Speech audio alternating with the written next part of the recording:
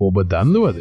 රාවණ මන්ත්‍රයෙන් ඔබේ කුණ්ඩලිනී ශක්තිය අවදි කරලා මුළු ශරීරයම සුවපත් කරගන්නේ කොහොමද කියලා. අද වීඩියෝ එක ඒ ගැනයි. මායා අඩවිය කියන්නේ හෙළේ අපේම උරුමය, අපේම ශාස්ත්‍ර, අපේම ඉගැන්වීම් ගැන කතා කරන එකම ආත්මීය වැඩසටහනයි. කලින් වීඩියෝ එකේදී අපි හෙළේ මහරජු රාවණා නිරිඳුන්ට නිවැරදි පුද සත්කාර කරන ආකාරය ගැන කතා කළා. අද අපි ගැඹුරු ගමනක් ආරම්භ කරමු කුණ්ඩලිනී ශක්තිය අවදි කරගන්නේ කොහොමද කියලා. වීඩියෝ එකත් එක්ක දිගටම රැඩිලා ඉන්න. අතරමඟ ස්කිප් කරන්න එපා. ආයිබෝවන් අපි කලින් වීඩියෝ එකේ කතා කළා රාවණා නිරිඳුන්ට නිවැරදිව පුද සත්කාර පවත්වන විදිය හා රහස් මන්ත්‍රයක් ගැන. ඔයාලා මේ වීඩියෝ එක තාම බැලුවේ නැත්නම් පල්හා තියෙන ඩිස්ක්‍රිප්ෂන් එකේ ලින්ක් එක දාලා තියෙනවා. ඉක්මනින්ම ගිහින් බලන්න. දැන් ඔයාලා භාවනා කරන ඉරියව්වෙන් වාඩි වෙන්න. මුලින්ම පිටිසිදු වතුර වීදුරුවක් අතට ගන්න.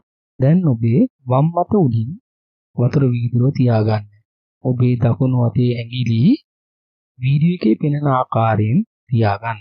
දැස් පියාගෙන මන්ත්‍රයට අහුම්කම් දෙන්න. පුළුවන් නම් හිතින් මේ මන්ත්‍රය කියන්න. ඒත් එක්කම ඔබගේ ඇඟිලි තුඩු වලින් විපාට ආලෝක කදම්බයක් වතුර වීදුරුව දෙසට යනවා කියලා හොඳින් හිතින් මවා ගන්න. මන්ත්‍රය ඉවර වුණාම මේ වතුර වීදුරුවෙන් එක ගොරක් බොන්න. මේ විදිහට එක දිගට 7 වතාවක් කරන්න.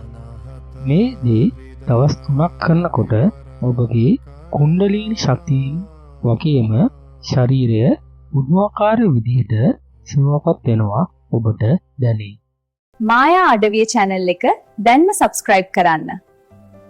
bell icon එකත් click කරන්න. like එකක් දාන්න අමතක කරන්නත් එපා. මුලාධාර චක්‍රය නිවැරදිව අවදි කරගන්නේ කොහොමද කියලා. මීළඟ වීඩියෝෙන් අපි කතා කරමු.